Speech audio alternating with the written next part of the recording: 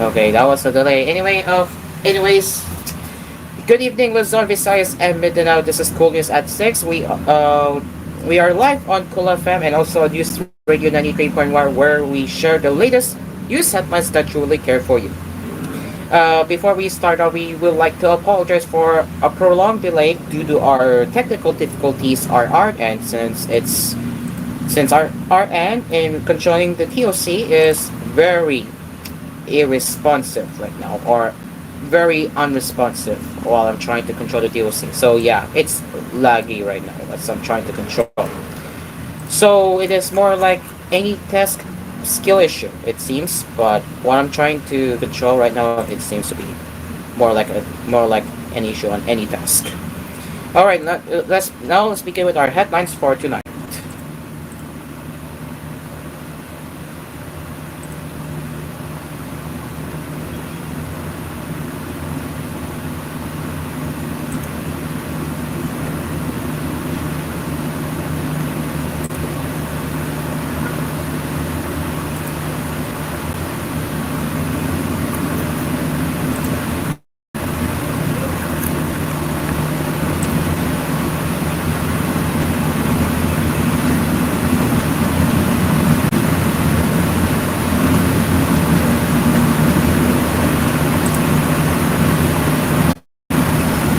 All right, hold on. How we're going to restart my not my we're going to restart the TOC's remote control software since it's very bad right now. The latency is not that great. So we're going to restart and we're going to quit right now. But yeah, again, we really am sorry. I am sorry that we are experiencing some unfortunate technical difficulties. But we're not wasting any. We're not. But the show must go on. So yes, let's begin now. So let's begin with the first headlines. As civilian government workers are set to receive the second tranche of their salary increase this January, after Budget Secretary Amina Pangataman signed the circular outlining the adjustments guidelines. The National Budget Circular number 597 is in line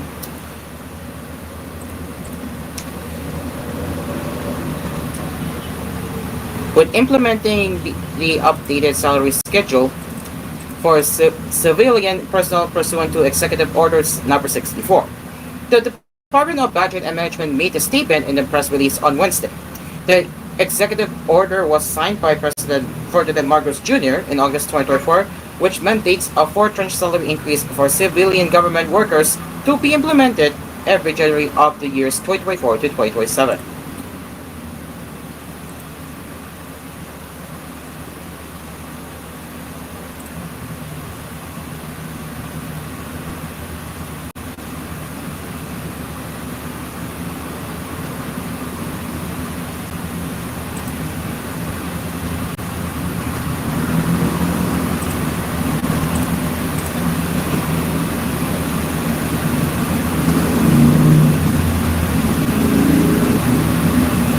Okay, that resolved it. Thank you very much. So let's continue. Pagkataman said, in continuation of the promise of our president, we will implement this January 2024 the second part of the salary increase for our government employees, as quoted in the press release. We hope that this second tranche will provide much needed financial relief and allow our government workers to better support their families, invest in their futures, and enhance their overall quality of life, she added.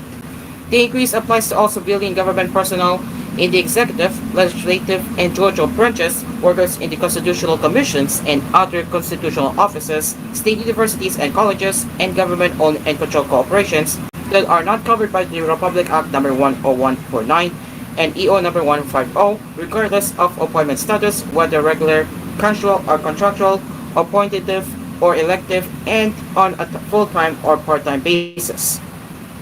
However, it does not cover the military and uniformed personnel, government agencies that are exempt from Republic Act number 6758, GOCCs under Republic Act number 10149 and EO number 150, and individuals engaged in employee relationships and funded from non-personal services of appropriations budgets. It also does not apply to student workers and apprentices and those persons whose service are engaged through job orders, contracts of service or others in similar situations. The amounts required for the salary adjustment shall be charged from the miscellaneous personal benefits fund and any available appropriations under the 2024 General Appropriations Act, the DBM said. For GOCCs covered by the circular, on the other hand, the amount shall be charged from their corporate operating budgets as approved by the DBM.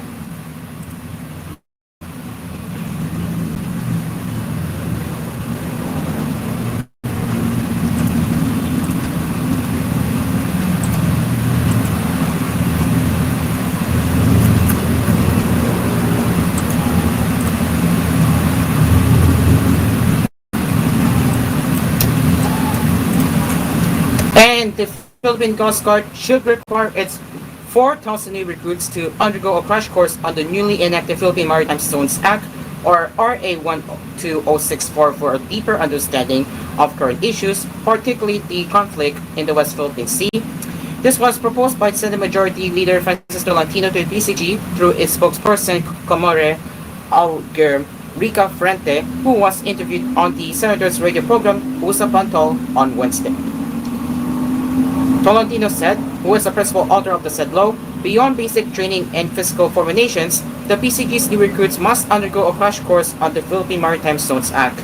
This would help them better understand the metes and bounds of our territorial sea, international waters, exclusive economic zone, and so on. They are basic knowledge, but very important, especially when there are challenges to foreign ships entering the West Philippine Sea, added the senator, who chairs the Senate Special Committee on Philippine Maritime and Admiralty Zones. Rica Ferrante told Tolentino that the new recruits, who will be deployed to various regional offices, have bolstered the PCG's personnel, which currently stands at 35,000. The Coast Guard official also welcomed the Senate's recent passage of House Bill 10841, which sets a 3-year fixed term for the PCG commandant.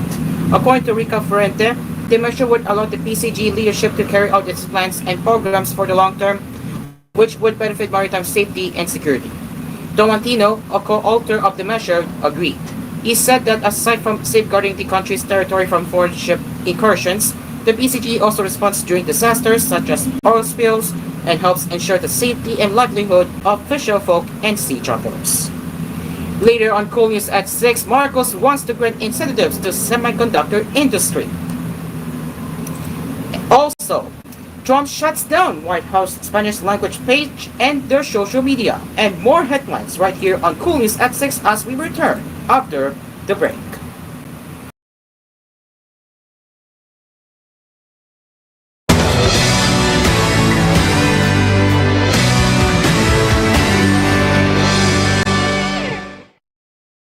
This koolNews edition was brought to you by Himlayang Pilipino Incorporated Memorial Park. Alay sa Diwang Pilipino. Himlayang Pilipino.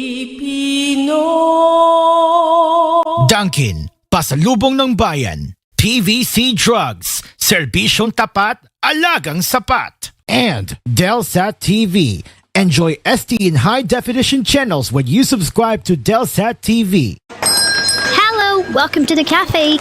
How can I assist you today, Master? Vanilla latte and strawberry donuts, please. Anything else you like? Master? I'm sorry. I was reading this dedicated magazine page. All of there's random technology in the world and into usual pop culture, you know? Yes, Master. All of these are available here in the cafe. In the meantime, would you like to listen to our owner's podcast? Hey everyone, good evening and welcome to my cafe. Good day to everyone. How is your evening so far? This is Asphere's Cafe, Mondays to Thursdays, 6:30 p.m. and Fridays, 9:30 p.m. Only here on Cool FM.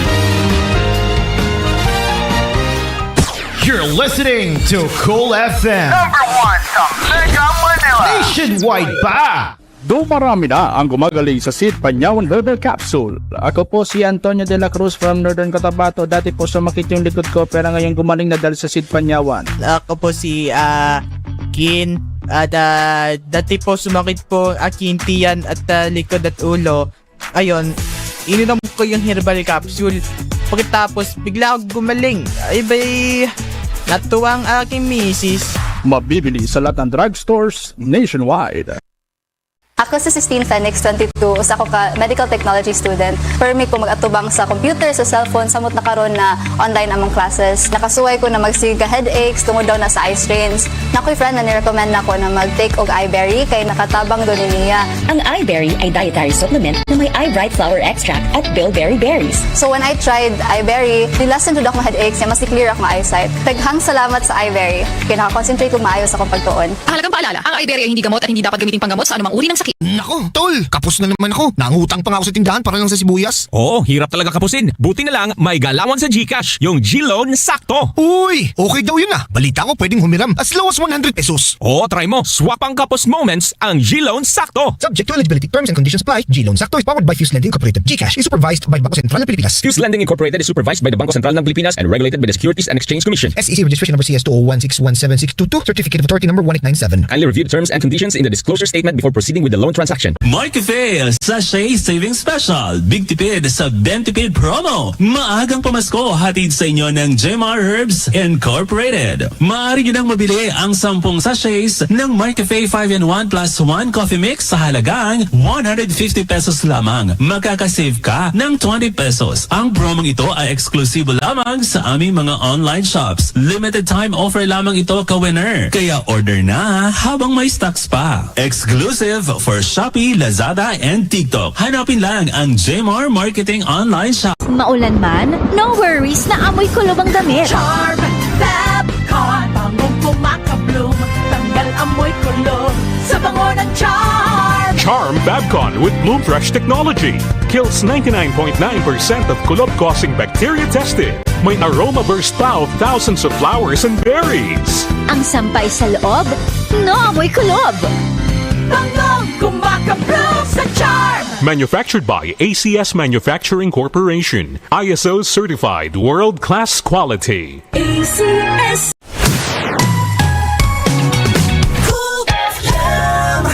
Ako po, si Rafi Tulfo, CIS Party List. Ang tanging party list na kakampi ng inapi. Subok na at tunay na masasandalan magpakailanman. Number 68 sa balota. Saan ka pa?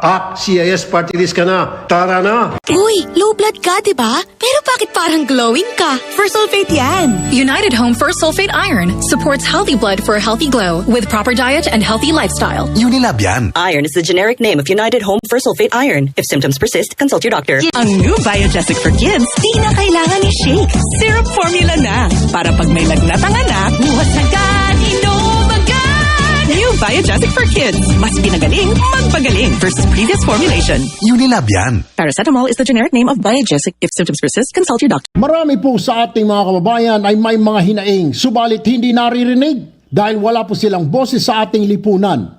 Ako po si Erwin Tulfo, ang kakampi ng mga inaapi at sa mga lumalaban sa hamon ng buhay sa araw-araw. Number 63 po sa pagkasenador. Kamote! Kamote naman. Try mo to. Ha? Ang mura naman! Dito ka na. Sa mapapamura ka talaga. Move it. Discarding tapat.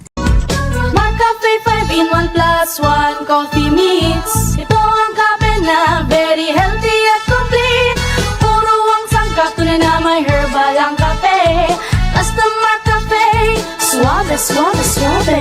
Ang Marcafe, di lang kape. Ito ang coffee na may herbal pre, na pampa-enhance ng isipan, pampalakas ng katawan. Masarap inumin araw-arawin dahil may panax, ginseng, agaricus, blazay, muril, mushroom at syempre spirulina. Puro ang sangkap talagang mabisa at ito ay masustansya. Di lang to swabeng higupin, maganda din sa immune system. Marcafe 5-in-1 plus 1 coffee mix.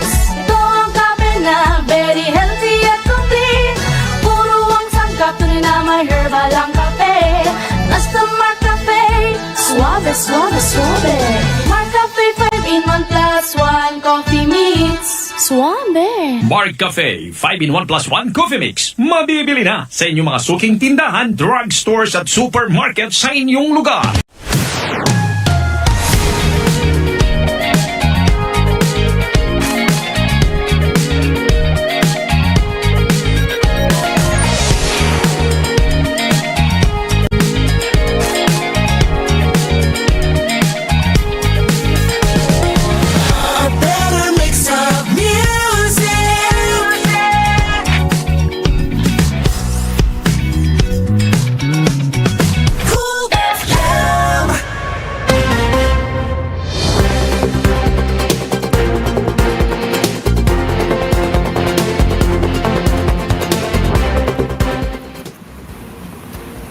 to koolNews at 6.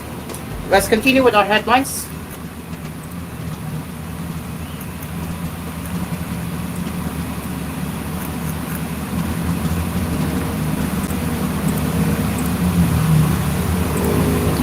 President Ferdinand Marcos Jr. wants the government to prioritize giving incentives to those in the semiconductor industry, particularly the semiconductor locators, the Presidential Communications Office said on Wednesday. He said this during a meeting with the Private Sector Advisory Council Education and Job Sector Group at the Malacañang Palace on Tuesday, where he presented previous recommendations and new proposals regarding the semiconductor and electronics industry, education, and workforce development. Marcos pointing out that the Create More Law does not offer specific incentives for the semiconductor industry, unlike other sectors such as car manufacturing, which benefit from these provisions. So what we would need from all of you is what you think needs to be done, he said. The president further stressed the need to concentrate on the semiconductor industry.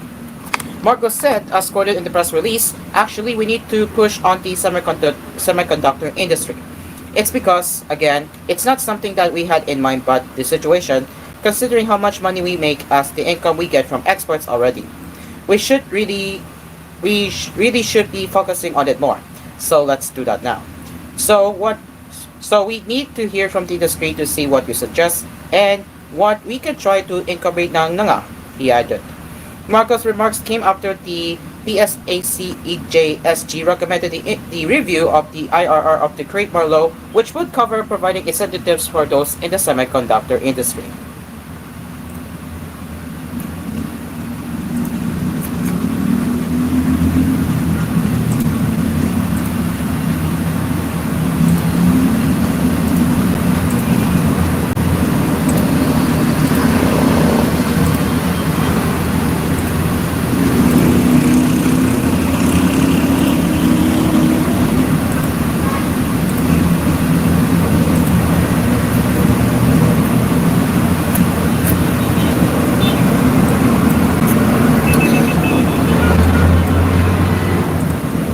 And as the election period comes in, the Department of Information and Communication Technology, or DICT, cautioned candidates for the 2025 elections against using illegal text blast site or text blast devices to campaign.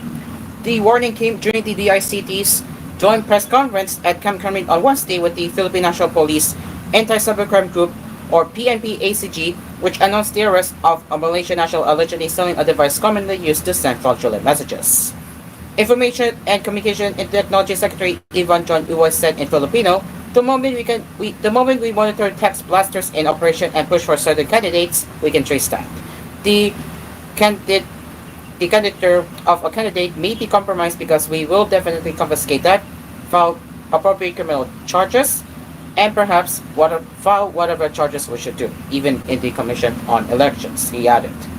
US said the type of equipment confiscated, also called an international mobile subscriber identity, was used in scamming operations, posing as telecommunication companies, banks, and job recruiters.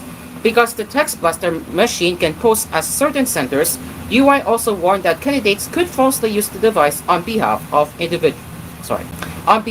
rivals. He said in Filipino, it can be used the other way. If I want my opponent to be attacked, I would text blast using their name. So be alert and be more vigilant and more discerning in our choice of candidates, he added. The case of the Malaysian national involved a short message service, or SMS blaster machine that can mass broadcast without a database, a subscriber identity module, card, or a Wi-Fi connection. At the same press conference on Wednesday, Cybercrime Investigation and Coordinating Center Executive Director Alexander Ramos noted that the device was mobile, small enough to be brought in a backpack. UI warned that because the device was mobile, it could be brought into public space such as malls and used to send fraudulent messages to thousands of people. The arrested Malaysian national faces charges of violating the Cybercrime Prevention Act, the Philippine Radio Station and Radio Communication Act, the Subscriber Identity Module SIM Registration Act, and the Data Privacy Act. UI said if we resort to illegal means of doing your campaign, then that also shows the lack of virtue on the part of the candidate. If a candidate resorts to illegal means to campaign, the moment they win, that would likely be their orientation in which they have no respect for the law. no respect for the security of our fellow countrymen, he added. And as we get into the international headlines, within hours of President Donald Trump's inauguration, the new administration took down the Spanish language version of the official White House page or website. The site, currently www.whitehouse.gov/es, now gives users an Error 404 page. It also included a Go Home button that directed viewers to a page featuring a video montage of Trump in his first term and on the campaign trail. The button was later updated to read Go to Home page. The Spanish profile on the White House X, La Casa Blanca, and the government page on reproductive freedom were suspended. Meanwhile, the Spanish versions of other government agencies such as the Department of Labor, Justice, and Agriculture remain available for users on Tuesday. Asked about the changes, White House Principal Deputy Press Secretary Harrison Fields responded Tuesday that the administration is committed to bringing back online the Spanish translation section of the website. It's day 2. We are in the process of developing, editing, and tweaking the White House website. As part of this ongoing work, some of the archived content of the website went dormant. We are committed to reloading that content in a short time, he said without elaborating. To recall, Trump removed the Spanish version of the page in 2017. At that time, White House officials said they would reinstate it. President Joe Biden reinstated the page in 2021.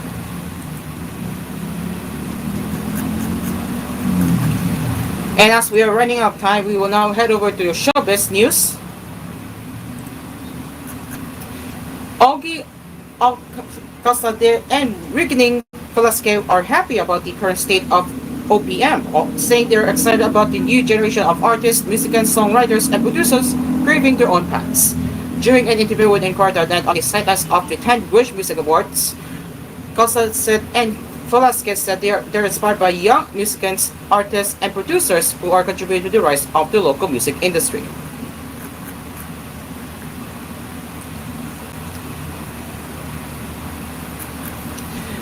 During the award ceremony, Costa brought home the KDI icon of music excellence plum for his contributions to local music. He was also surrounded by rising singer-songwriter Rob Daniel with the melody of his hit songs before receiving his award.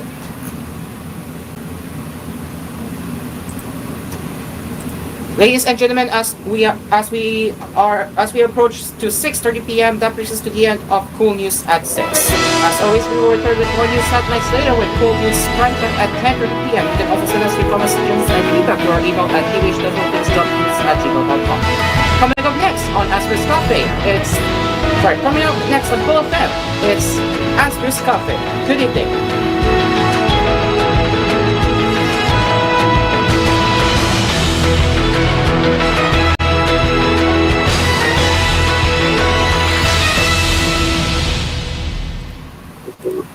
It's 6:30 in the evening.